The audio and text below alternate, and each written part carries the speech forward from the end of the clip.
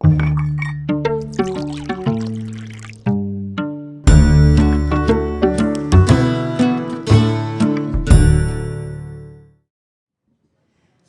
noon to you. I'm Ellen O'Shaughnessy, coordinator of Conversations and Coffee, and Tracy and I were kind of reminiscing together over a 30-year time. Yes, we remember when. And happy that it is this merry month of May where we can all enjoy the beauty of nature. What do you see that is beautiful to you? What do you notice particularly? I parked over on Front Street today, and walking that little block, there's a series of planters that have lilacs blooming in them. Pretty and smell beautiful. Lilacs blooming. What else blooms? Ours is blooming. Ours is starting to bloom where they are in my yard. Ours is. Oh, the iris, yes. Well, Tracy Steinbrook, our wonderful companion for years here at the Cultural Arts Center as the painting instructor, has come back with his renewed and beautiful paintings. He's going to take us for a walk through Whetstone Park. And as I was asking him, what about this Adena Brook? Does anybody know? Tracy told me. Know. What do you know about the Adena Brook? I know about it. I don't know, I just drive through there and take pictures. You drive through there. Tracy walks with his dog Schubert. And possibly about 1,500 years ago, the Adena Native Americans walked it as well. So as we walk with Tracy in his beautiful sense of being at Adena Park and the Whetstone Park, we share with him today his, shall I say, talent, charism, gift. Started in Santa Monica, would you say? Well, really here at North High School. Right, yeah. Oh, yes, I went to North High School here. Nice and loud in there. Okay, can you hear me? Yeah. Okay. So you want me to tell them? Yeah, tell them about from North High School to Santa Monica. Well, I went to North, and we lived on Acton Road, and that's when I first got to know Whetstone Park and the ravine, basically. And the brook is called the Adena Brook. So that's when I first got to know the area. Then I went off to California to go to college at Santa Monica. And I was telling Ellen that back then it was $4.50 a semester. And I was getting, I think, $260 a month from the Navy. They were paying so that I could go to school. So I was making money going to school. When I came back to Ohio State and finished up there, when I finished, I owed $3,000. Doesn't that sound wonderful? I mean, I know people $100,000 they owe now, so. I was with one of those students yesterday. Yeah. $100,000. So she can't get a loan out for a new car or buy a home, with her boyfriend who was standing next to her, and he said, it's going to be a long time before we can tie the knot. Yes. So, Tracy, as you went to Santa Monica, you came back to Ohio State University. And Finished up there, yes. And then started working for Recreation and Parks. In 1978, I worked at what they used to call Sunshine Park. Now it's a Dodge Park. And from 78 to 84, I worked with kids, and then in 80, I started working at the Janus Center over on 11th Avenue. And I think I worked at 5 or 6 other senior centers until 1984 when I came here and started teaching. Wonderful, and not only do people remember you as a painter instructor, But they also asked about Tula, your dog Tula. People remember Tula in class. Tell us about Tula and the transition to Schubert. Well, Tula, I started bringing to classes, and she was a wonderful dog. I mean, she loved everybody, and everybody, well, there were a couple of people who were just frightened to death of her. I tried to talk them out of it, but they never changed. But she was a wonderful dog, smart. She was found by a friend of mine in southern Ohio in the winter, living under an abandoned trailer, and she had 8 puppies that she was taking care of. And she had a stack of garbage, cottage cheese containers and so on that she was scavenging, trying to stay alive. And she was eventually a 75-pound dog. And back then, when my friend found her, she was 40 pounds, so she was skin and bones. Well, all of the puppies but one made it, and they were all adopted, and my friend couldn't keep Tula, so she asked if I wanted her, and we bonded immediately. And so I had her for about 8 years. She was 4 when I got her, 12, yeah, about 8 years. And she was a wonderful dog, as many of you know. Yes, we She have was fans here. over here going, uh-huh, uh-huh. Yeah. And then, And well, she we, walked with you through Adena? oh yeah, Park? she loved it. She really, every day, we'd go twice a day, as a matter of fact.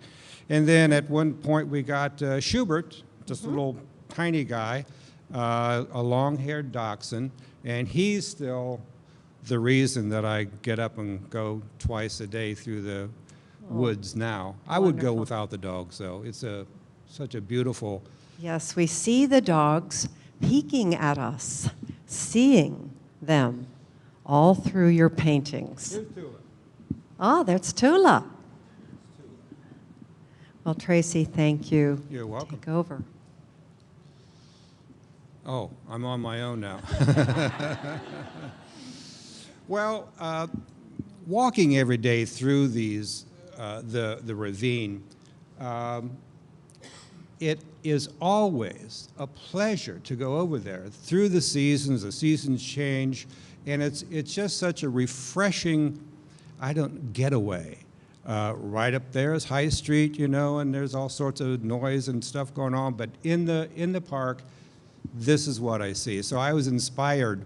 I said, I got to be doing something. So I started taking photos of my walk, and then started with actually these smaller paintings.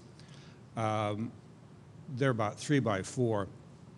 Started with those, and then since I had all of these other large canvases in my basement just doing nothing, I decided to go larger. Sometime in the middle of the process of doing these large ones, I really began to wonder what I got myself into, like that one of the reflection. It's just so complicated and so really tedious after a while that I thought, oh my God, I'm not going to finish these things. I did. I finished all of them. And when I finished this was the last one that I worked on. And I think that's about 2 months ago I finished that. And since then, I didn't feel like going back down into the studio because it dawned on me, I was tired. You know, this is a 3-year project. And so by the time I finished this one, I was worn out, a little bit depressed. You know, I didn't realize I was depressed until like yesterday, I had a nice blast of energy, and I went down and cleaned out the studio.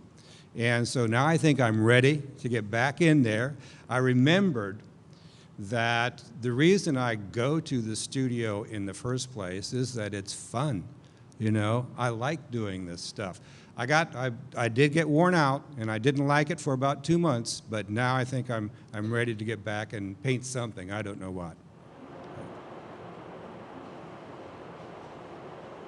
Tracy, where is that one that's behind you? This is the top of the ravine.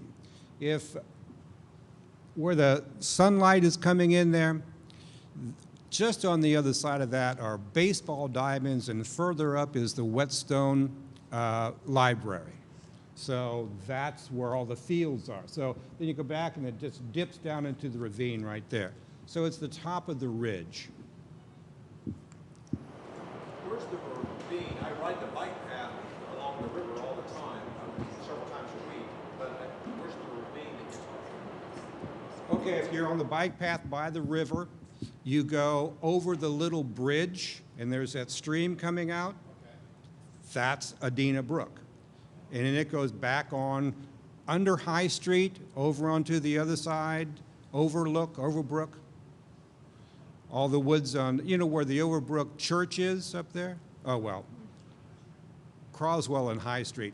And the ravine goes from the east side over to the west side, right down to the river. Okay. Questions? Yeah. When you went to school in Santa Monica, was it for art? Yes. Yes. Okay, You want to repeat that question, Tracy? What? Oh, I think you just when you went to school in Santa Monica, was it for art?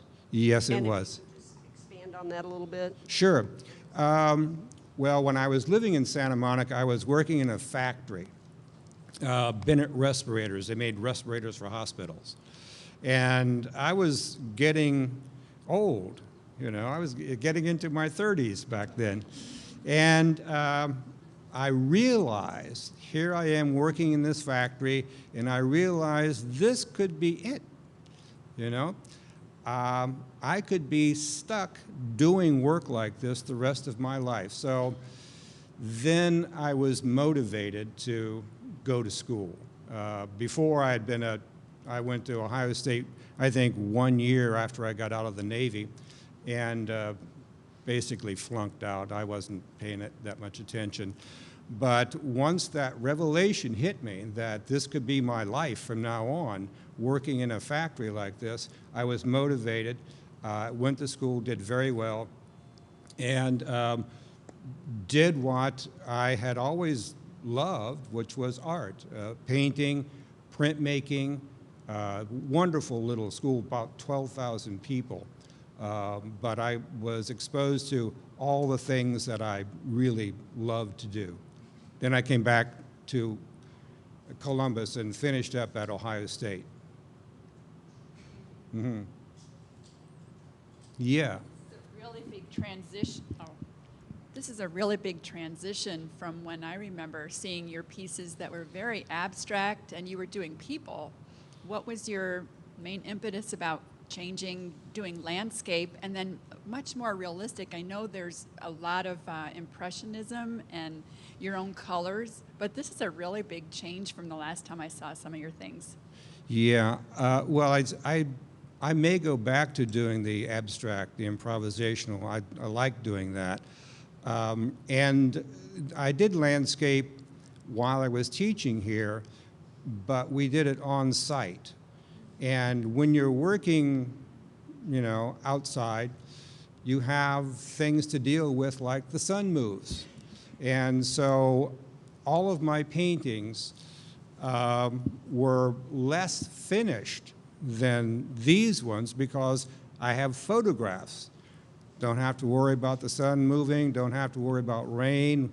The photograph is always the same from day to day. So I was able to focus more, and I was unhurried, you know. So that's why you see so much more detail in these.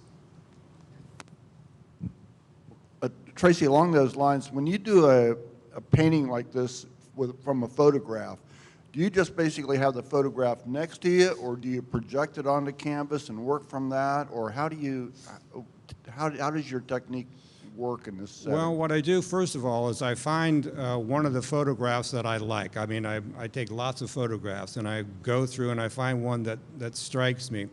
And then I will enlarge it, you know, about this size, whatever the standard is. And then I grid it. I put a grid on the photo and a grid on the canvas. And then so the way it's been done for centuries, and then just transfer onto the canvas. You know what grid is? You just put, yeah, okay. Do you have a favorite? Hmm? Do you have a favorite? I have a couple of favorites. I think that green stream right there, what I wanted to do, I didn't want to be absolutely literal, just copying. So I enhanced color, and I think I changed the color a little bit, made it a little bit more intense. And I just like how this verges on being abstract. I also like the, way up in the front there is a winter scene of the black stream. It's the Adena Brook. That's, for some reason, I just think it's a very pleasant painting. I like the one right behind us with all the complication of looking into the water. You can see under the water, and you have the reflection on top of the water. That was just fascinating to me, and that's also what drove me a little crazy. But that's one of my favorites, and our favorite subject is the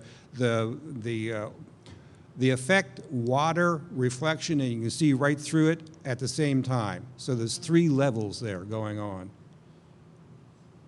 Yes. Did you turn that upside down and paint the trees? These all were upside down and this way, that way, because it's a chore. I mean, so they took a long time, and I got bored, you know.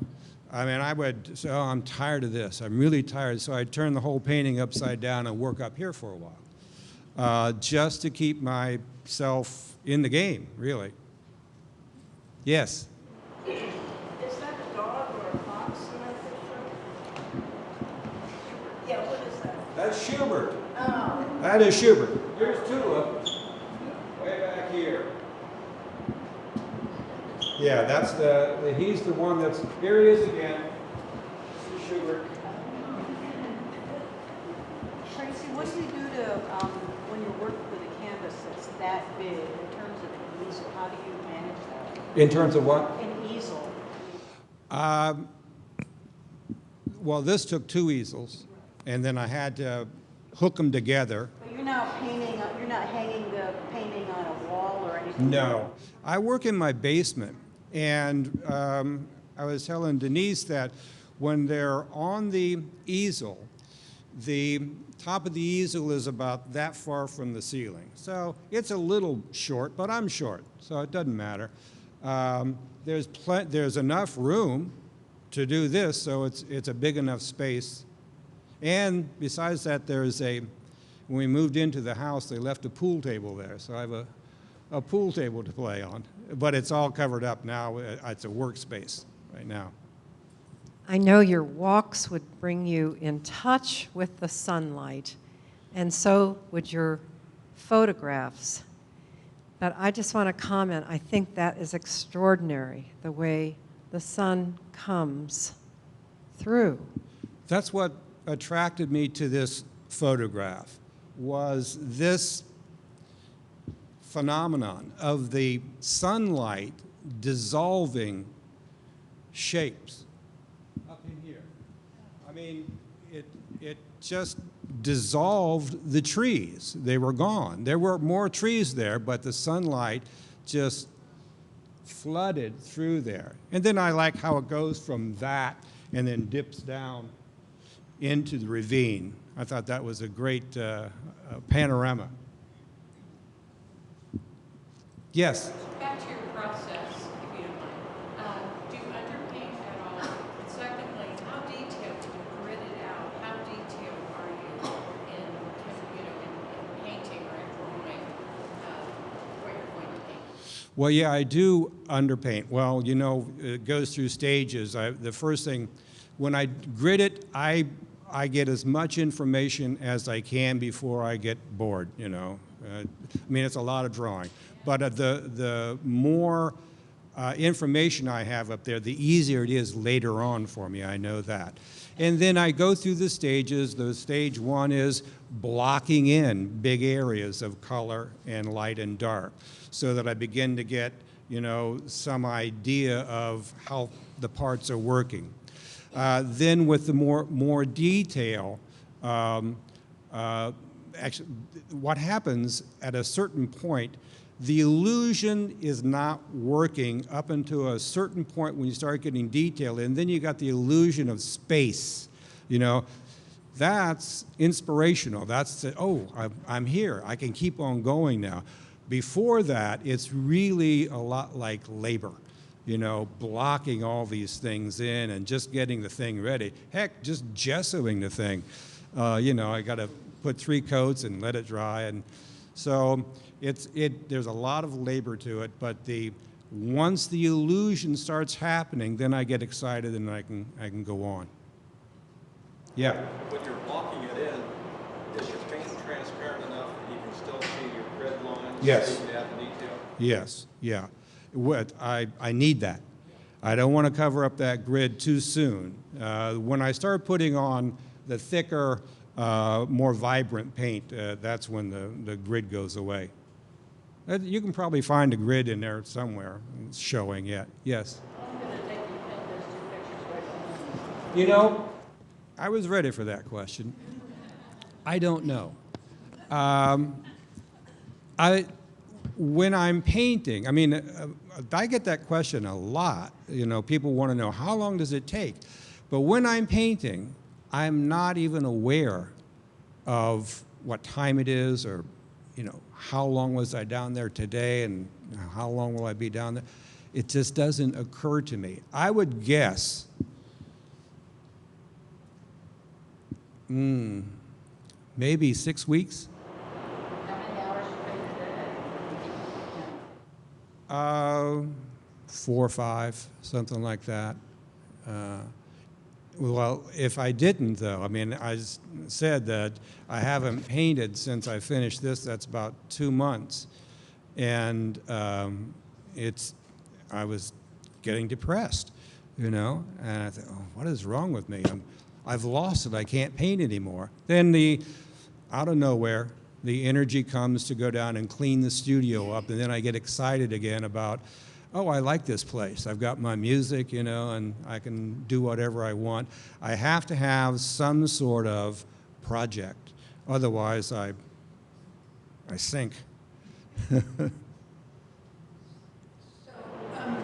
in your process of starting from gridding to finish, how much time is in those first 2 steps of the percentage-wise? I can get that done in like a day. You know, I'll be down there for a while, but I can get the gridding done and get it drawn in. That's a 1-day job. And then once you start blocking in the paint, that's when it gets more time consuming. I'm not exactly sure what underpainting is. Well, in this, when I painted this area, it's that sort of reddish color there. I painted it all the same. It's all the same color. And then I come back on top of that and start putting these lights, darks, and different colors. So that the underpainting is, here's some of it right there. So I just block that in because I do generally. It's all the same color with these variations on top. So I block that in, I'll block in this all dark, block this in greens, and then put the, you know, articulation on top of that. Okay? Yes? Do you start off with a series in mind, or do you, as you do one and then you go back to a second one and the third one, do you find yourself drawn into a series, or do you already have these pictures and you want to make it into a series? Well, Tracy, do you want to repeat that for us over here, the question? do I think in terms of a series? and how do I pick the next one, and so on. When I first started doing these, I did think I'm going to do a series of the scenes from the dog walk. So when I finish one, then I have to go back to my computer and look at all these photos again and see which one fires me up, you know. And so, yes, I did think in terms of a series. I was watching the morning news, and I think Mike Jackson or somebody said that they took a survey of the parks departments throughout the United States, and Minneapolis came in first, and we came in 47th. So what? I can't believe that. You know, I worked here. This is a great park system. Well, what I found out later what it was that Columbus is growing so fast that the Parks Department can't keep up. That's all that meant. The parks we do have are lovely. Anybody else? Yes? When you paint large, I read a book, and it had to do with tapestries, where back in the 1600s, when they would make a large tapestry, when you had a large landscape of some sort, when you had large areas like that, you had to come up with designs, or you had to make some things up sometimes when it got so big. Did you find that you were doing patterning or coming up with different leaves and foliage rather than following exactly what was in the photo? Yeah. That's the thing about painting this size, is that I always come on to problems that I never anticipated. And that's what keeps me interested. Oh, how am I going to do this? How am I going to get this effect with paint? And so, yes, exactly, that's what I do. I have to make up stuff, you know, to make it work. Yeah. I've got another question. You know, you paint because it's fun. You have to do it. You like to do it. Do the commercial aspects ever come into play of basically saying, like, wow, Art Axis isn't going to be able to sell this, or I need to do something that is more commercially, shall we say, acceptable, as opposed to something you really want to do? Obviously not. I mean, my track record for selling this stuff is dismal. And I decided that a long time ago, that I can worry about that. I can try to tailor my painting to an audience, or I can have fun.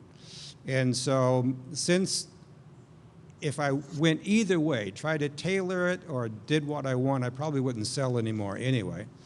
So I don't worry about that. I have something to do, now that I'm no longer working here, that keeps me busy and keeps me involved. And that's the reward. That's it. Sam. Tracy, do you ever miss painting outside or painting with other? Do you ever miss painting outside or painting with other people like you did when you were teaching? Yeah, I do. I miss painting outside, and I probably will do some of that this summer. I mean, why not? And the thing that I've realized, I retired in 2008, and living in my neighborhood, I see that most people that I come in contact with, wonderful people, they have no interest in this. It's just, it's more about the lawn, you know, and things like that. So what I realize I miss from being here is a community of all you people like art, you know. Out there, we are a minority. So that's why it's so nice to be here, hanging for, I hope, people that appreciate it. Yes? Yes, on some of the, your paintings, and some of the people could look at it. Sometimes they gifts that you give people, and that's what's more money? Yeah, You they know? better be, Yeah, you know. because the money's not there. Yeah, but it's so nice to see people enjoy your work and to get a certain emotional, you know, something Yes. from your paintings. To me, this is a form of communication. So I'm painting, even though I'm by myself, having a good time painting these things. It's not enough to keep them in my basement, you know. So I'm hoping that what strikes me as attractive about these things strikes other people the same way. And all I'm saying is that here in this center, it's more likely to happen than in my neighborhood. Yes? Not to go all psych on you here, but how, you said the people you see in your neighborhood are much more interested in their lawns and plantings and so forth than they are in art. I'm just curious how you came to that conclusion. Well, I had this friend, one of my dog walkers, a very nice man. He was giving me a lawnmower. He had an extra lawnmower, and had an electric lawnmower. So we had the manual one. You know, we had the one. So he gave me this electric one, and then he came into the house, and I said, you know, I'm a painter, and paintings were hanging everywhere, and he didn't notice. He went to the window, and he said, you know, you can take this window out here. So that, and then I've have neighbors that I've given my card to, so that they can look on the internet and see this show or all the other work, and nothing, you know, nothing. So, and that's fine. I mean, they do have beautiful lawns, though. Yes. Trees on that side behind you, the trees behind you on that side, there are two oak trees, the brown ones. The beige one is a sycamore.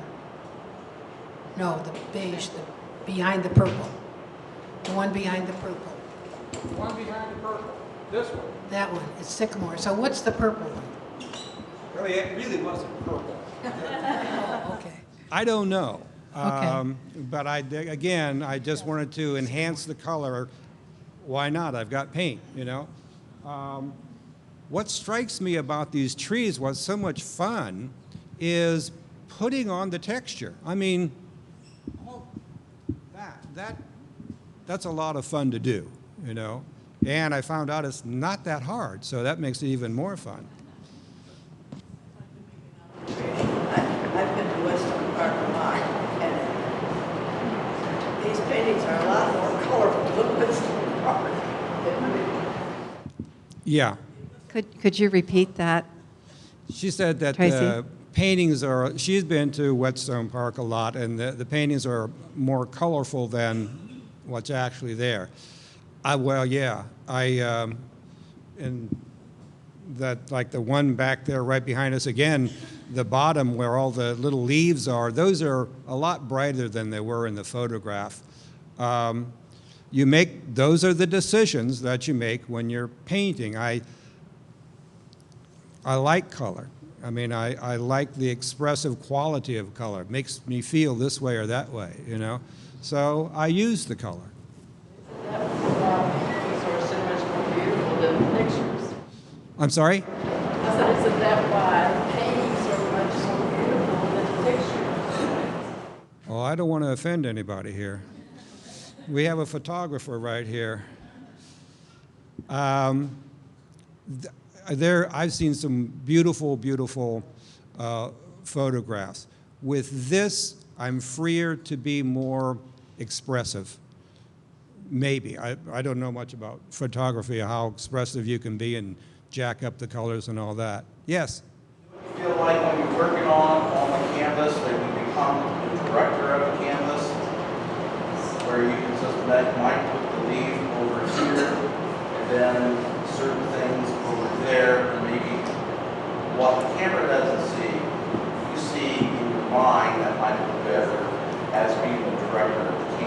the camera sees more than I do. That's why I'm able to get all this detail. I mean, if I were out there painting on site, much of this detail would be glossed over. It would be minimized, you know. The camera, though, shows every little leaf. If I'm looking at you right now, these people over here are out of focus, you know. Not so with a camera. So when I get down into the basement and start working on these, I've got time and I've got the information that I can do all this detail. Yeah, I am the one who makes the decisions about where it's going, what to leave out. I didn't put everything in that I saw. Didn't work, you know. So yeah, I'm in control as far as that goes, but the camera is what gives me all this information of the detail. Yes. Don't you think a photograph is more or less a representation, whereas a painting is an interpretation? Yes. Yes, that's good. That's good. Somewhat. Painting is interpretation, Tracy. Is that what Inga said over here? Yeah, great. Uh-huh. So that's, See that one over there, the one with tulip? Yeah, it seems like it's on the top of the ravine. It's not really in the ravine, down under, they're inside the ravine. It's more on the top.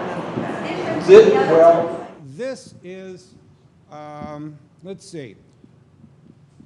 This road right here goes right back up to the bike path where you go. And that's on its way to the river. These big trees are next to all of the picnic tables, cement picnic tables. As a matter of fact, one of these trees broke off during the windstorm and fell onto a cement picnic table and smashed it. So it doesn't look like this anymore. But this is the road that goes right to the river. You go back that way, there's the shelter house. Yes. I just wanted to thank you for sharing your expertise. I was a student of yours a couple of years ago. I remember down here, and I really enjoyed art ever since then. Good. And my husband's down digging again from Sharon. But you know what you've done for your students has been very much appreciated. Thank you very much. Thank you. Thank you.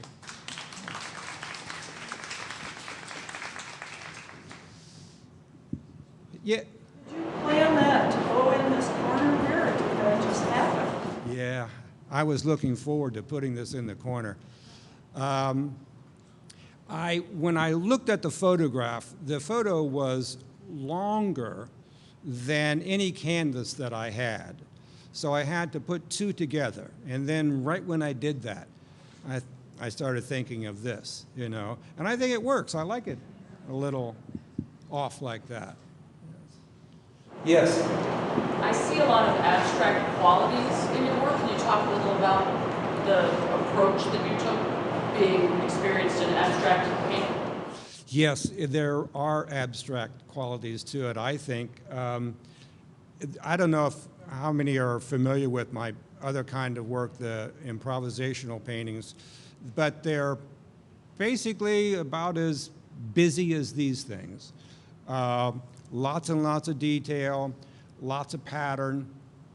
And I kept seeing that in these. I kept seeing the same sort of, I'm doing the same thing, you know, only here there is an identifiable image. You can recognize what's going on here as space and dogs and leaves and all that. So yes, I definitely, while I'm in the middle of it, it was just like doing the abstract work for me, yeah. Was the sunbeam that's coming through that painting in the picture, or is that something that you enhanced? It's in the picture, you know, and I felt a little bit apprehensive about doing that, even though it was there, because I didn't want to get too, I don't know, saccharine, you know, but hey, it was there. It was there. Yes. Well, I like it. All these angles, you know, coming through here. Makes it sort of a more dynamic composition with all the diagonals going through there. Anybody else? The sun itself in the water, that's a key point.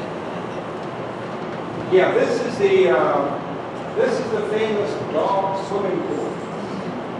Right here is an ugly thing that they did a long time ago. It's called cement. It's laid cement down here, and the string rolls over and comes down here. But on the other side of that, that's where all the dogs congregate to get in and cool off in the summertime. So that's the dog swimming pool. I think that's the name of the dog pond, yeah. I saw another hand somewhere. Yes? I love your colors. Can you talk about how you choose your colors? Well, I start from the photo and the color that's in there. And then, like I said, since I do have the paint, I enhance it. I think, you know, using color is exciting. And I don't want to just copy the scene. I want to add some of my own enthusiasm about what I'm seeing. So I enhance the color. Yes. To that point, do you stick with the same color palette throughout the series, or not so much? Well, again, it's dictated by the photo. Yeah. Here, this is all green wall over here because this is summertime, and then it went into autumn and winter finally. But yeah, that's what dictates the palette is the photo, what's going on there. I just have, you know, fun going from this color to this color in here. Now, I don't think these things were red and blue, so that was my choice. And that, you know, that sounds more expressive this way. Tracy, as I shared with you, one of my favorite is that winter scene. The winter scene? Tell us about that. Being in the park, in the ravine in winter, it's just miraculous, really. I mean, it's like lace, snow all over everything, and that was a wet, fat snow. That wasn't too far into winter right there. But it's just a wonderland, and that's why I never get tired of walking every day down through that ravine because it changes like this all the time. Now it's pretty interesting. They've got what's happening now are the trees are just beginning to beef up with their leaves. So you can see a tree in front of a tree and you can see both at the same time. Maybe the one in the back has coming out with white petals and the one in front with pink petals. And very, very complicated, but gorgeous, I think. Yes? What type of camera do you use? Oops. I think it's a Nikon. Yeah, and it regular old digital guy. It's a nice camera. I'm just not much of a photographer. She's the photographer. Anybody else? Any other questions? I have, I either have my little, you know, that little iPod going all the time, got from lots of opera, Bach, James Brown, whatever, you know, on there. That's scary, James Brown coming out screaming. Whoop, I wasn't ready for that. I have that, and I also, while I'm down there, I'll listen to NPR, you know, that sort of thing. Yes? What's next? I don't know, but as I was saying, you know, after going through this 2 months of doing nothing, I think I've revisited idleness, and I remember I don't like that. So I've got a burst of energy, I cleaned up the studio, and I'm going to be doing something but I don't know. I don't know what. I'm tending, I think I want to go back to doing some abstract work. This is enough for now. This is 3 years. So I want to go back and play a little bit with abstract. Yes? You know those programs from the state parks, the national parks for artists? That you can go to one of the parks and do art there.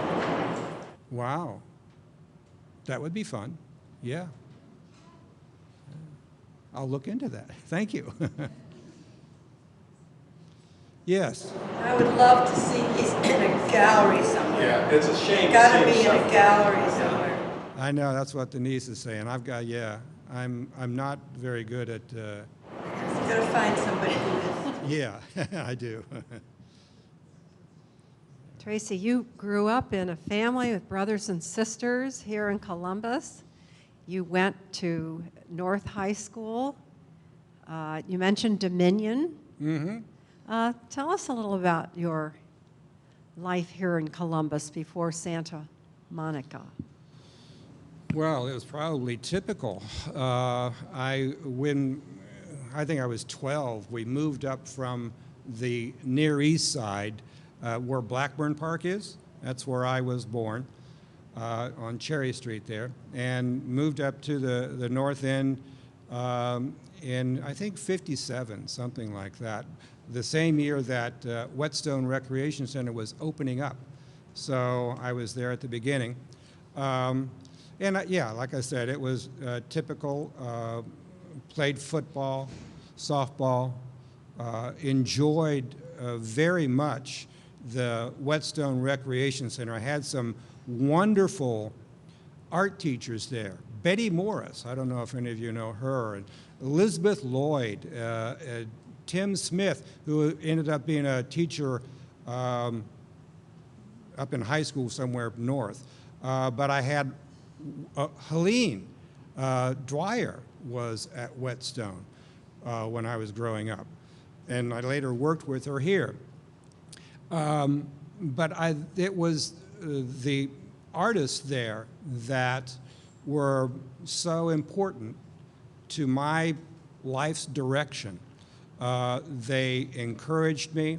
They had lots of resources, lots of books to look at. Van Gogh, you know. So that's my childhood. I was really very fortunate to come to a place where they had a recreation center like that I was really involved with. Well, thank you. This You're has welcome. been extraordinary. And I was saying to Tracy, think about going to Paris with us, October 5th to 13th. I'll think about that. Yeah. And all of you think about it, huh? Out of Columbus to Paris, October 5th to 13th, and possibly Tracy would be with us. We are delighted to have you back, and hopefully back again and again, Tracy. I hope so. Thank you. So.